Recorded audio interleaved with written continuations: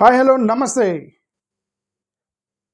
నిన్న వైఎస్ఆర్సీపీకి సంబంధించినటువంటి కొంతమంది ఎంపీలు, అంటే మాజీ ఎంపీలు, మాజీ నాయకులు వీళ్ళందరూ పోయి కేజీ బాలకృష్ణన్ గారిని కలిస్తే కేజీ బాలకృష్ణన్ గారు మాకు ఆయన మాటలను బట్టి మాకు అనుకూలంగా రిపోర్ట్ ఇచ్చేటట్లేడు అని మాకు అర్థమైందని ఆయన జూపుడి ప్రభాకర్ గారు ఒక లీక్ ఇచ్చారు. ఆ లీక్ ఇస్తే నాకు డౌట్ వచ్చింది. సరే, కేజీ బాలకృష్ణన్ గారిని నేను నా ఆర్గ్యుమెంట్ కూడా ప్రజెంట్ చేశాను.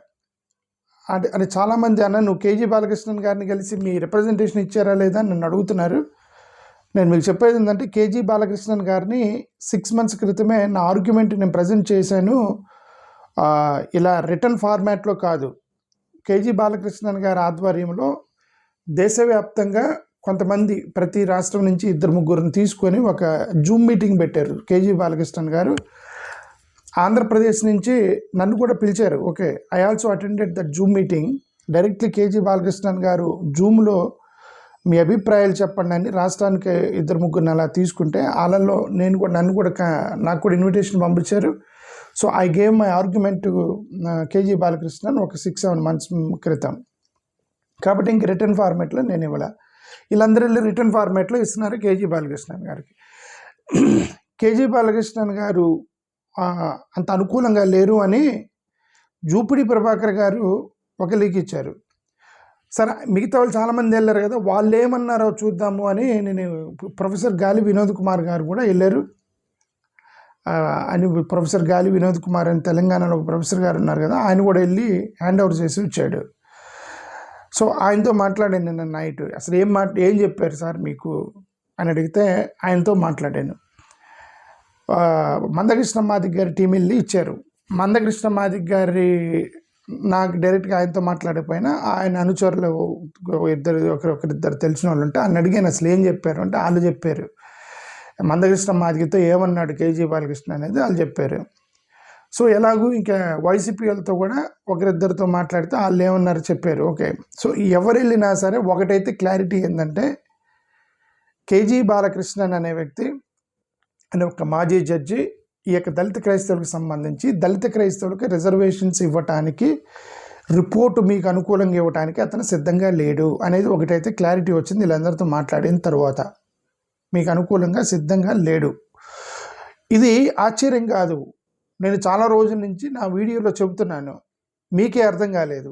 నేను మీకు చెప్తున్నాను, మీకే అర్థం కాలేదు. కేజీ బాలకృష్ణన్ గారు తప్పు, దళిత క్రైస్తవులకి రిజర్వేషన్స్ ఇవ్వటం కుదరదు అని ఆయన భయంకరంగా అన్యాయం చేస్తున్నాడు దళిత క్రైస్తవులకి అని నేను అనలేను. అతని ఆర్గ్యుమెంట్ కరెక్టే. అతని ఆర్గ్యుమెంట్లో కేజీ బాలకృష్ణన్ గారు చేస్తున్న ఆర్గ్యుమెంట్ ఏదైతే ఉందో అది ఎస్సీ కమిషన్ చేస్తుంది. చాలా సంవత్సరాల నుంచి ఎస్సీ కమిషన్ చేస్తుంది. షెడ్యూల్డ్ నేషనల్ ఎన్సీయూసీ ఉంటుంది కదా, నేషనల్ షెడ్యూల్ క్యాస్ట్ కమిషన్ ఉంది కదా, ఆ నేషనల్ షెడ్యూల్ క్యాస్ట్ కమిషన్ చాలా సంవత్సరాల నుంచి చేస్తున్న ఆర్గ్యుమెంటే ఇది. ఆ ఆర్గ్యుమెంట్నే కేజీ బాలకృష్ణన్ గారు చెప్పారు. ఆయన కొత్తగా అన్యాయం చేసేది ఏం లేదు కేజీ బాలకృష్ణన్ దళిత క్రైస్తవుల విషయంలో. ఓకే, బట్ కాకపోతే ఏంటంటే ఆయన ఇప్పుడు ఎలాగో భారతీయ జనతా పార్టీ ఇప్పుడు రంగనాథ్ మిశ్రా కమిషన్ లాంటి వాళ్ళు వేసినప్పుడు రంగనాథ్ మిశ్రా కమిషన్ అదంతా కూడా సెక్యులర్ గవర్నమెంట్లో కమిషన్స్ అవన్నీ. కాబట్టి వాళ్ళు గ్రౌండ్ లెవెల్లో తిరిగి ఆయన బ్రాహ్మణుడు, ఎవరు రంగనాథ్ మిశ్రా బ్రాహ్మణుడు, ఆయన గ్రౌండ్ లెవెల్లో తిరిగాడు. ఆయన గ్రామం తిరిగి వివక్ష జరుగుతుంది దళిత క్రైస్తవులకని ఈ పారా 3 ఎత్తేసాడు ఆయన రికమెండ్ చేశాడు రంగనాథ్ మిశ్రా కమిషన్ గారు. సో అది ఇప్పుడు ఈయన కేజీ బాలకృష్ణన్ గారు ఏంటంటే ఆయన గ్రౌండ్ లెవెల్లో తిరగట్లేదు, రిప్రజెంటేషన్స్ తీసుకున్నాడు. జూమ్ మీటింగ్లో మాలాంటి వాళ్ళతో మాట్లాడారు. సో ఇట్లా గ్రౌండ్ లెవెల్లోకి వెళ్ళి దళిత కాలనీలోకి వెళ్ళి ఆయన చేయట్లే. సరే, ఏదైనా సరే ఆయన సెక్యులర్ గవర్నమెంట్లో లేడు. He is appointed by the communal government. Okay, nationalist అప్రోచ్తో ఉన్నటువంటి హిందుత్వ గ్రూపుకి సంబంధించినటువంటి ప్రభుత్వాలు అపాయింట్ చేసిన వ్యక్తి కాబట్టి వాళ్ళ గవర్నమెంట్లో అపాయింట్ చేసిన వ్యక్తి obviously. So there is no surprise that he will give in their favour, వాళ్ళ అపాయింటెడ్ పర్సన్ కాబట్టి. సో నేనేమంటానంటే ఇప్పుడు కేజీ బాలకృష్ణన్ గారు చేస్తున్న ఆర్గ్యుమెంట్ ఏంటి అనేది మీకు క్లియర్గా చెప్తున్నాను. నేను గతంలో చెప్పాను, చాలాసార్లు చెప్పాను, మొత్తుకొని చెప్పాను, నెత్తినోరు కొట్టుకొని చెప్పాను. మీకే అర్థం కావట్లేదు, నాకు ఎందుకు అర్థం కాలేదు. 3 సంవత్సరాల నుంచి చెబుతున్నాను, ఇది మీకు అర్థం కావట్లా. మళ్ళీ అదే బ్యానర్లు పెడతారు. దళిత క్రైస్తవులకు ఎస్సీ స్టేటస్గా మళ్ళీ అదే బ్యానర్ పెడతాడు. ఎస్సీ క్రైస్తవులకు రిజర్వేషన్ కావాలని ఇంకొక అతను పెట్టాడు మొన్న. ఎస్సీలు క్రైస్తవులు కాదనే కదా గొడవ.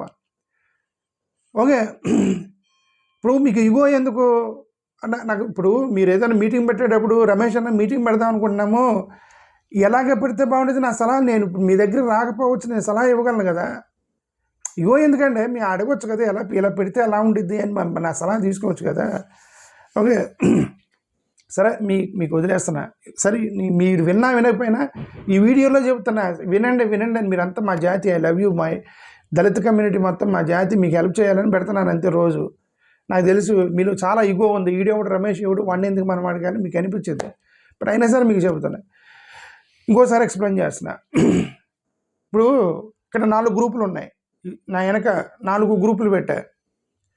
ఇది దళిత క్రిస్టియన్ గ్రూప్ అంటే బీసీసీ సర్టిఫికేట్ మీద ఉన్నటువంటి పేదలు. వీళ్ళంతా పేదలు, వీళ్ళు మొక్కలు చూస్తే కనిపిస్తుందిగా, పేదరికంలో ఉన్నారు వాళ్ళందరూ కూడా గతంలో షెడ్యూల్ క్యాస్ట్ మత మార్పిడి చేసుకొని గవర్నమెంట్కి చెప్పారు మేము క్రైస్తవులుగా మారిపోయామండి అని డిక్లరేషన్ ఇచ్చారు. డిక్లరేషన్ ఇస్తే వాళ్ళకి ఎస్సీ స్టేటస్ తీసేసి బీసీసీలుగా వెళ్ళిపోయారు. ఈ పేద గ్రూప్ మొత్తం, ఇది ఒక గ్రూప్ 1. ఇది కూడా రిచ్ గ్రూప్ ఉంది, వీళ్ళు కూడా బీసీసీలే. మొత్తం బిషప్పులు, ఫారెన్ ఫండింగు, విదేశాల నుంచి డబ్బులు, విదేశాల నుంచి English medium schools, English medium చాలా ఎక్స్ట్రాడినరీగా ఇంగ్లీష్ మాట్లాడతారు. బట్ వీళ్ళు కూడా దళిత క్రిస్టియన్సే. వీళ్ళు పేద దళిత క్రిస్టియన్లు, వీళ్ళు రిచ్ దళిత క్రిస్టియన్లు. అంటే ఒక దళిత క్రిస్టియన్ అనేది హోమోజినియస్గా లేదు. దళిత క్రిస్టియన్స్లో పేదలు ఉన్నారు, రిచ్ పీపుల్ కూడా ఉన్నారు. ఓకే, సో దాన్ని బట్టి ఏమర్థమైంది మనకి, దళిత క్రిస్టియన్స్ అనేది ఒక్కటి కూడా ఒక క్లీన్ హోమోజినియస్ గ్రూప్ కాదు. అది ఒకటి మీకు క్లారిటీ వచ్చింది. ఈ 2 గ్రూపులు ఉన్నాయి. ఇది ఉందే హిందూ దళితులు. వీళ్ళు దళితులు హిందూ మతంలో ఉన్నారు, వాళ్ళు మత మార్పిడి చేసుకోలేదు, హిందూ మతం పాటిస్తున్న హిందూ దళితులు. ఈ హిందూ దళితులు కూడా పేదరికంలో, వీళ్ళు పేదలు ఉన్నారు, వీళ్ళు పేదరికంలో ఉన్నారు. ఈ హిందూ దళితులు ఎవరైతే ఉన్నారో వీళ్ళు హిందూ మతంలో ఉండి ఎస్సీ రిజర్వేషన్ తీసుకుంటున్నారు. వీళ్ళు ఇటువైపు ఉన్న రిచ్ హిందూ దళితులు, వీళ్ళందరూ ఐఏఎస్ ఆఫీసులు రిజర్వేషన్లు తీసుకొని గవర్నమెంట్ ఉద్యోగులు, ఐఏఎస్ ఆఫీసులు, సెంట్రల్ గవర్నమెంట్ ఉద్యోగులుగా వెళ్ళిపోయి ఈ పేదరికం నుంచి బయటపడ్డటువంటి ఎస్సీ దళితులు. సో ఇప్పుడు మీకు 4 గ్రూపులు కనబడ్డాయి ఇక్కడ. పేద క్రిస్టియన్ దళితు, రిచ్ క్రిస్టియన్ దళితు, పేద హిందూ దళిత్, రిచ్ హిందూ దళిత్. వీటికి ఇప్పుడు కేజీ బాలకృష్ణన్ గారు చేస్తున్న ఆర్గ్యుమెంట్ ఏంటంటే, ఈ హిందూ దళితులు ఎవరైతే ఉన్నారో పేదలు వీళ్ళంతా, వీళ్ళంతా క్రిస్టియన్ దళితులు, మేము ఎస్సీ స్టేటస్ ఇస్తే, దళిత క్రిస్టియన్స్కి ఎస్సీ స్టేటస్ అంటే ఈ పైన ఉన్న 2 గ్రూపులు దళిత క్రిస్టియన్స్, వాళ్ళకి ఎస్సీ స్టేటస్ ఇస్తే, ఈ అంగీలు వేసుకున్నటువంటి రిచ్ పీపుల్ ఎవరైతే ఉన్నారో, అంగీలు వేసుకొని కోట్లు వేసుకొని బాగా ధనవంతులుగా ఉన్నటువంటి ఈ రిచ్ దళిత క్రిస్టియన్స్ ఎవరైతే ఉన్నారో ఈ పేద హిందువులు ఉద్యోగాలు మొత్తం తీసేసుకుంటారు అని ఎస్సీ కమిషన్ ఆర్గ్యూ చేస్తుంది చాలా సంవత్సరాల నుంచి. ఎందుకంటే వాళ్ళంతా అడ్వాన్స్ అయిపోయారు, ఫారెన్ ఫండింగ్ వచ్చింది, ఒక పెద్ద చర్చిలు కట్టుకున్నారు, ఇంగ్లీష్ మాట్లాడతారు. మా గ్రామీణ ప్రాంతాల్లో జరిగే హిందూ దళితులు ఉన్నారే వీళ్ళకి అన్యాయం జరిగిద్ది అనేది ఆర్గ్యుమెంట్ కరెక్టే, చూడటానికి మీకు కరెక్ట్ అనిపించింది. ఎందుకు వీళ్ళంతా కూడా ఈ గ్రామీణ ప్రాంతాల్లో ఈ బడుగు బలహీన వర్గాలకు సంబంధించినటువంటి ఈ హిందూ దళితులు వాళ్ళు ఇంకా మత మార్పిడి చేసుకోకపోయినా వాళ్ళకి అన్యాయం జరిగేది. వీళ్ళకే కాదు, ఇప్పుడు ఈ సెకండ్ ఆర్గ్యుమెంట్ వచ్చేది ఏంటంటే, వీళ్ళ ఉద్యోగాలు తీసుకుంటారని చెప్పి నువ్వు దళిత క్రైస్తవులకు రిజర్వేషన్ ఇవ్వకపోతే మరి ఈ పేదల సంగతి ఏంటండి? దళిత క్రిస్టియన్స్లో ఉన్న ఈ పేదల సంగతి ఏంటి? వీళ్ళున్నారు పేదలు, వీళ్ళకి అన్యాయం జరిగింది కదండి. వీళ్ళని చూపించి వీళ్ళకి అన్యాయం జరిగిద్దని, ఈ హిందూ దళితులకు అన్యాయం జరిగిద్దని ఈ రిచ్ క్రిస్టియన్స్ని చూపించి నువ్వు రిజెక్ట్ చేస్తున్నావు.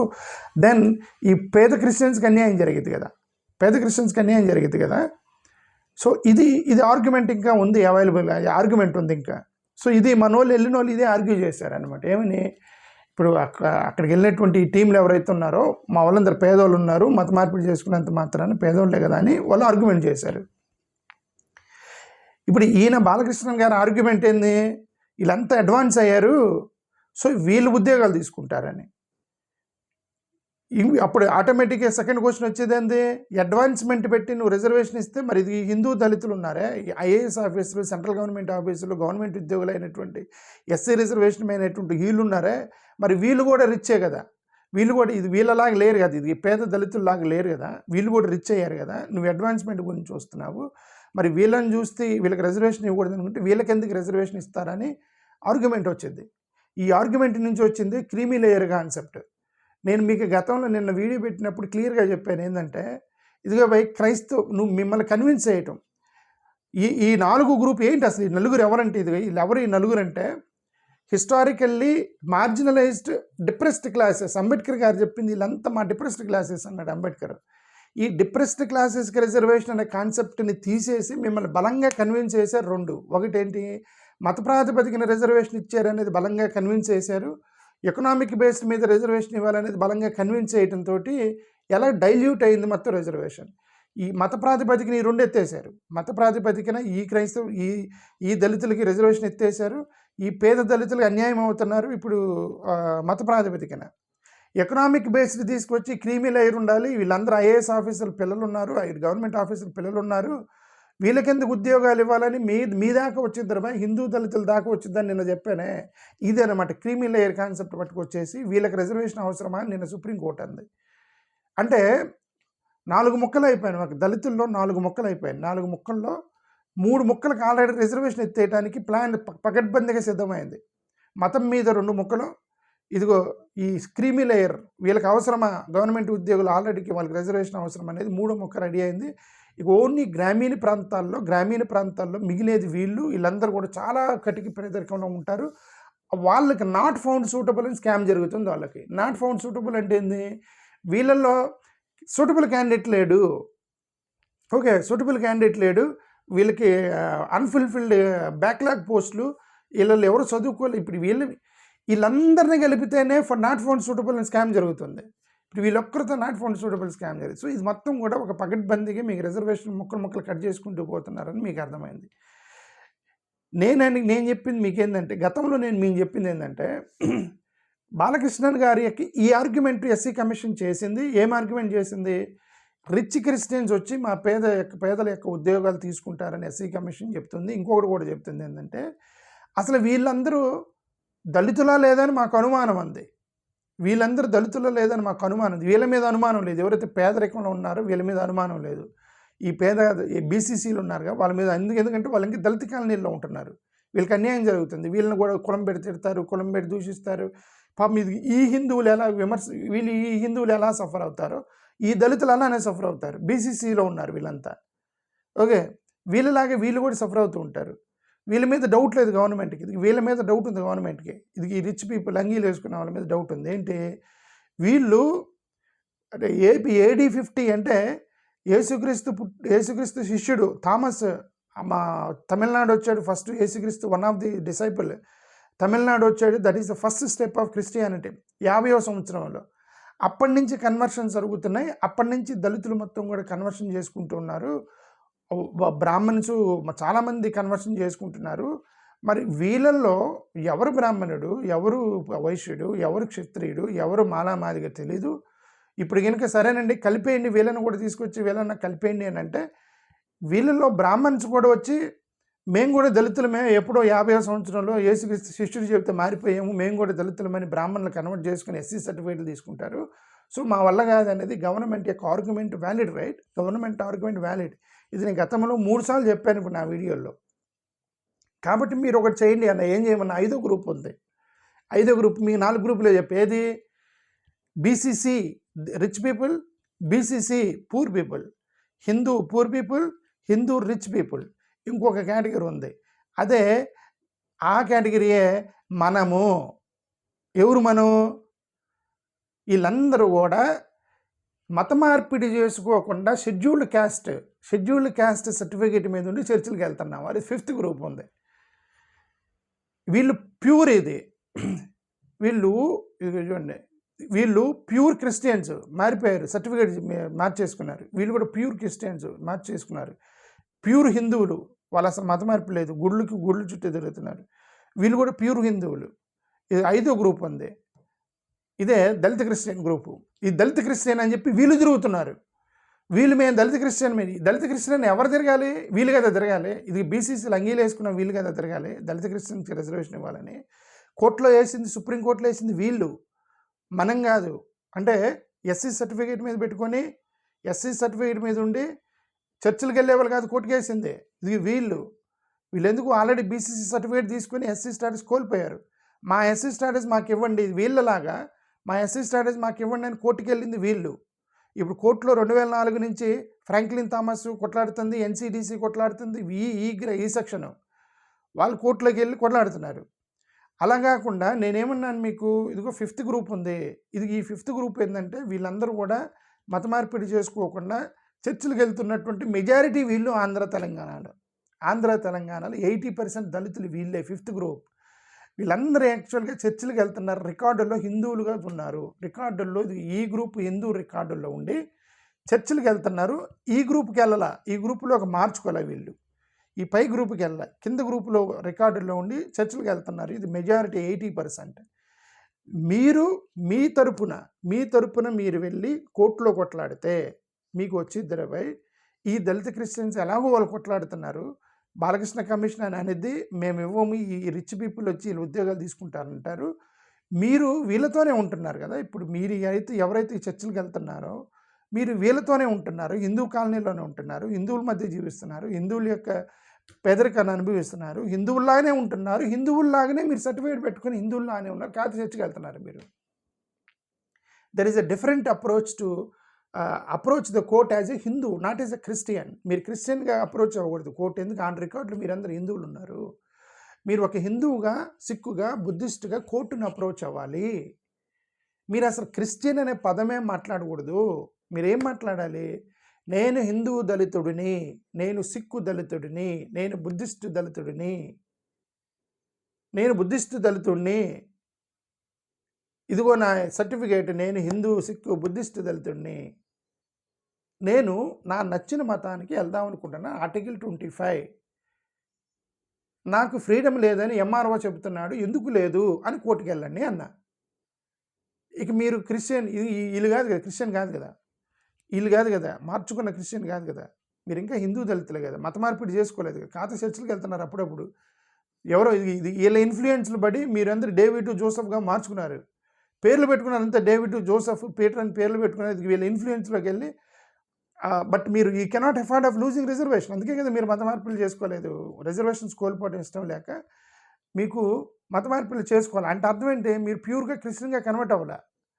ప్యూర్గా క్రిస్టియన్ కన్వర్ట్ అయితే బీసీసీలోకి వెళ్ళిపోతారు. సో ప్యూర్ క్రిస్టియన్ కన్వర్ట్ అవ్వలేదు, అలాగని కంప్లీట్ హిందూ మతాన్ని మీరు పాటించట్లేదు, మీరు మధ్యలో చర్చిలకు వెళ్తా హిందువులుగా జీవిస్తున్నారు. ఇది 5th కేటగిరీ. ఈ 5th category should go to the court for a secular freedom, A religious freedom. ఈ ఫ్రీడమ్కి మీరు వెళ్ళండి అని నేను గతంలో చెప్పాను. ఇప్పుడు కేజీ బాలకృష్ణ గారు మీకు వ్యతిరేకంగా రిపోర్ట్ ఇచ్చినా ఆశ్చర్యం లేదు. ఇదే రిపోర్ట్, ఇది ఆర్గ్యుమెంట్ చాలా సంవత్సరాల నుంచి ఉంది. ఇదే argument national schedule caste commission సుప్రీంకోర్టుకి అఫిడవిట్ సబ్మిట్ చేసింది. ఏదైతే ఎస్సీ కమిషన్ సబ్మిట్ చేసిందో దాన్నే బాలకృష్ణ గారు చెప్తున్నారు. వీళ్ళందరూ ఎవరు వెళ్తే వాళ్ళ దగ్గరికి బాలకృష్ణ గారు అదే చెప్తున్నారు. అది అసలు ఆశ్చర్యమే కాదు.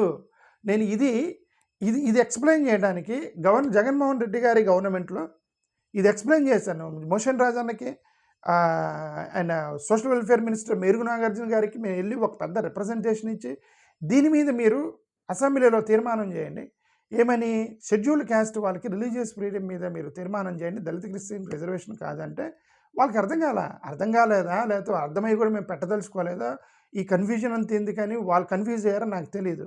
మళ్ళీ దళిత క్రిస్టియన్కి రిజర్వేషన్ కావాలని తీర్మానం చేశారు. అది ఎలక్షన్ ముందు తీర్మానాలన్నీ అన్ని పొలిటికల్ పార్టీలు, కేసీఆర్ చేశాడు, స్టాలిన్ చేశాడు, ఇవన్నీ కూడా ఎలక్షన్ తీర్మానాలు చేశారు. ఎలక్షన్ తీర్మానాలు వాళ్ళు సీరియస్గా చేయాలి. ఇది వీళ్ళందరూ కూడా దళితులు, వీళ్ళకి రిలీజియస్ ఫ్రీడమ్ కావాలి, వాళ్ళు ఎందుకు అడ్డుకట్టేశారు, వాళ్ళందరూ హిందువులే, అప్పుడప్పుడు చర్చిలకు వెళ్తూ ఉన్నారు, ఎందుకంటే అంటే అర్థం మత మార్పు చేసుకోవడం వాళ్ళకి ఇష్టం లేదు కదా. సో అప్పుడు ఏమడుగుతారు, మీరు రిచ్ అని అడగలేరుగా, ఎందుకంటే మీరంతా పేదలు. ఇప్పుడు ఎందుకు పేదలు ఎలాగో మీరు కూడా అంత ఇంటి పక్కనే ఉన్నారు కదా. లేదు నేను చెప్పాను కదా, మా బంధువులు మేము తప్ప మిగతా వాళ్ళ హిందువులు అందరూ స్టేటస్ ఒకటే కదా. So then they cannot question your rich poor అనేది ప్రశ్న రాదు. రెండోది, నువ్వు దళితుడివా కాదని నాకు అనుమానం ఉంది, నువ్వు బ్రాహ్మణుడివా క్షత్రుడు అనలేడు. ఎందుకు? మీరు ఆల్రెడీ దళిత కాలనీలోనే ఎస్సీ సర్టిఫికేట్ మీద ఉన్నారు కాబట్టి అనలేరు. ఒకే ఒక ఆర్గ్యుమెంట్ వచ్చింది. ఆర్గ్యుమెంట్ ఏంటంటే ప్రెసిడెంట్కి రైట్ ఉందా లేదా, ఎవరని ఎస్సీలుగా పరిగణించాలనేది article 341. President can decide absolute power ఉందా లేదా పవర్కి అనే ఒక్కదాని మీద చర్చ జరిగిద్ది, డిబేట్ జరిగింది కోర్టులో. రాజ్యాంగ ఉల్లంఘన చేసేటువంటి హక్కు రాష్ట్రపతికి ఉందా లేదా అని ఒక్కదాని మీద డిబేట్ జరిగింది. ఇదంతా డిబేట్ జరగదు. ఏమని పేదలు వచ్చి రిచ్ పీపుల్ వచ్చి హిందూ దళితులకి అన్యాయం చేస్తున్నారని డిబేట్ జరగదు. ప్లస్ పేద రిచ్ ఏమంటారు వాళ్ళలో బ్రాహ్మణులు క్షత్రియులు కూడా వచ్చి ఎస్సీ సర్టిఫికేట్ ఫేక్ సర్టిఫికేట్ తీసుకుని ఆ చర్చ జరగదు. సో అంతా కూడా దళిత కాలనీలో ఉన్న వాళ్ళే వీళ్ళు అక్కడ రిజర్వేషన్ వేస్తారు. ఇప్పుడు హిందూ సహోదరులు కూడా దీన్ని కోఆపరేట్ చేయాలి. వీళ్ళకి కోఆపరేట్ చేయకపోతే ఏమైతే నేను నిన్నే చెప్పాను, ఏమన్నాను, ఇది ఆల్రెడీ మూడింటికి ఎత్తేసారు, దీనికి ఎత్తేసారు, ఇదిగో క్రీమీ లేయర్ తోటి ఉద్యోగాలు ఉన్న వాళ్ళకి కూడా ఎత్తేసారు. ఇక మిగిలింది గ్రామీణ ప్రాంతాల్లో తిరిగేటువంటి వాళ్ళు ఎవరు చదువుకోరు, వాళ్ళ క్వాలిఫికేషన్ ఉండదు, నాట్ ఫౌండ్ సూటబుల్ అని చెప్పేసి జనరల్ కేటగిరీకి మార్చేసి మొత్తం మీ రిజర్వేషన్ డైల్యూట్ అయిపోతుంది మొత్తం కూడా. ఇది ప్యూర్గా ఇదంతా కూడా అప్పర్ క్యాస్ట్ డామినెంట్ సొసైటీ యొక్క ఆలోచన పరంగా జరుగుతుంది. వీళ్ళు అనుకుంటున్నారు, హిందూ దళితులు అనుకుంటున్నారు మనకేదో న్యాయం చేస్తున్నారు. లేదు, ఇదంతా కూడా ఒక డామినేషన్ ఉంది. రిజర్వేషన్స్ వల్ల రిజర్వేషన్స్ ఎందుకు ఇవ్వాలి వీళ్ళకి అనేటువంటి ఆలోచనలో ఉన్నారు తప్ప వీళ్ళంతా పేదలు కదా, బడుగు బలహీన వర్గాలు, డిప్రెస్డ్ క్లాసెస్ కదా, అంబేద్కర్ గారు రిజర్వేషన్ ఎందుకు ఇచ్చారని అసలు యాంగిల్లో వాళ్ళు ఆలోచించట్లేదు. ఇది చాలా ప్రమాదకరమైనటువంటి సిచ్యువేషన్ ఇది. సో కాబట్టి ఇలా వెళ్ళాలనే మేము ఏడిఎస్ పెట్టాము. ఇది వీళ్ళ తరపున మేము ఎందుకే క్రిస్టియన్స్ అంటున్నారు, నువ్వు ఏడిఎస్ పెట్టి క్రిస్టియన్స్ డివైడ్ చేస్తున్నావు. క్రిస్టియన్స్ని డివైడ్ చేయట్లేదు. ఇలా వెళ్తేనే కోర్టులో కొట్లాడగలుగుతారు, ఇలా వెళ్తేనే ప్రభుత్వాన్ని కన్విన్స్ చేయగలుగుతారు, ఇలా వెళ్తేనే మోడీ గారిని ఎవరినైనా కన్విన్స్ చేయొచ్చు. మనం ఇలాగ కన్విన్స్ చేయొచ్చు మోడీ గారిని. ఏమని, సార్ మొత్తం ఇప్పుడు మోడీ గారు దుర్మార్గుడేం కాదు కదా, అతను ఇప్పుడు ఏంటంటే అతను ఓట్ల కోసం చేసే రాజకీయం వీళ్ళది. ఈ ఓట్ల కోసం రాజకీయం అంటే ఆయన కన్విన్స్ చేయాలి. ఇప్పుడు నేను ఎందుకు భారతీయ జనతా పార్టీ వాళ్ళు మీరు చారొద్దు, వాళ్ళకి మద్దతు ఇవ్వద్దని నేను ఎందుకు అన్నానంటే, వాళ్ళు పబ్లిక్ స్టేట్మెంట్ ఇస్తున్నారు దళిత క్రైస్తవులకు రిజర్వేషన్ ఇవ్వకూడదని. పబ్లిక్గా స్టేట్మెంట్ ఇచ్చినప్పుడు మేము ఎందుకు మద్దతు ఇవ్వాలి? ఇవ్వకూడదు కదా. మోడీ గారు ఎప్పుడు ఒప్పుకుంటారు? ఇది ఇలా వెళ్ళి ఒప్పుకుంటారు. ఇదే సార్ వీళ్ళంతా పేదోళ్ళే కదా సార్. వీళ్ళ సంగతి మనం తర్వాత చూద్దాం. వీళ్ళకి కూడా అన్యాయం జరుగుతుంది, బీసీసీలకి, వీళ్ళకి కూడా ముఖ్యంగా ఈ పేద బీసీసీలకి ఇంకా అన్యాయం జరుగుతుంది. సో వాటి గురించి మనం తర్వాత చూద్దాం. కనీసం వీళ్ళకి ఇవ్వండి. మీరు వీళ్ళని ఇక నుంచి కన్వర్ట్ అయ్యేటువంటి వాళ్ళకి కూడా ఎస్సీ స్టేటస్ అప్లికేషన్ పెట్టాలి. ఇక నుంచి కన్వర్ట్ అయ్యాలి, ఇక నుంచి దళిత కాలనీలో కన్వర్ట్ అయ్యే వాళ్ళకి మీరు షెడ్యూల్ క్యాస్ట్ స్టేటస్ కొనసాగించాలనే దాని మీద ఈజీగా కన్విన్స్ చేయొచ్చు. భారతీయ జనతా పార్టీని కూడా కన్విన్స్ చేయొచ్చు, మోడీ గారిని కూడా కన్విన్స్ చేయొచ్చు. అఫ్కోర్స్ ఇంకొచ్చే 2029లో మోడీ ఉండకపోవచ్చు. మరీ కోర్ హిందుత్వవాది లాంటి వాళ్ళు వస్తే వినరేమో. ఇప్పుడు మోడీ గారు కొద్దిగా అతను హిందుత్వవాది, సెక్యులర్ హిందుత్వవాది ఎవరంటే నరేంద్ర మోడీ. ఓకే, ఈ మిగతా మరి కోర్ హిందుత్వవాది వస్తే మనం చెప్పలేము, కానీ Narendra Modi can be convinced. Okay, అంటే అతని మీద నాకు మరీ ఏమంటారు, ఇతను దుర్మార్గమైనటువంటి హిందుత్వవాది అని మోడీ గారి మీద నాకు లేదు. అతను ఒక సెక్యులర్ హిందుత్వవాది, ఆలోచిస్తాడు. ఈ క్రిస్టియన్స్తో అది పొత్తులు పెట్టుకున్న ఆయన కదా, క్రిస్టియన్స్తో పొత్తులు పెట్టుకొని జగన్ గారిని దగ్గర తీసుకొని అతనికి రిలీజన్ మీద అంత ఉండదు, ఎలాగే గెలవాలి, ఎలాగే పవర్లోకి రావాలనేదే ఉండేది మోడీకి. Okay, purely is a politician దానే రిలీజియస్ హిందుత్వవాది. సో అట్లాంటి వాళ్ళని కన్విన్స్ చేయొచ్చు, బీజేపీ వాళ్ళని కూడా. అది నా ఉద్దేశం. ఓకే, సరే, ఇంక సెక్యులర్ గవర్నమెంట్ అలాగే ఈజీగా అర్థమైపోయింది. రాహుల్ గాంధీ లాంటి ఇట్లాంటి వాళ్ళకి ఎక్స్ప్లెయిన్ చేస్తే ఈజీగా అర్థమైపోయింది. ముందు మిమ్మల్ని సేవ్ చేస్తారు, మెజారిటీ పీపుల్ సేవ్ అవుతారు, 70-80% దళితులు సేవ్ అవుతారు. ఆ దళిత క్రిస్టియన్స్ ఇంకా సఫర్ అవుతుంటారు, అంటే బీసీసీలోకి వెళ్ళిన వాళ్ళు ఇంకా సఫర్ అవుతుంటారు. వాళ్ళ తర్వాత మనం లేటర్ స్టేజ్లో కొట్లాడచ్చు వాళ్ళతో. కాబట్టి కోర్టులో ఎలా కొట్లాడాలి అనేది మీకు ఈవినింగ్ కానీ రేపు కానీ నేను ఒక కోర్టు సీన్ రికార్డ్ చేసి పెడతాను అనుకుంటున్నా. పెట్టగలనా లేదో నేను ట్రై చేసి చెప్తాను. అసలు కోర్టులో ఎలా ఆర్గ్యూ చేయాలి దీన్ని అనే దాని మీద నేను ఈవినింగ్ వీడియో పెడతాను. థ్యాంక్ యూ, నమస్కారం.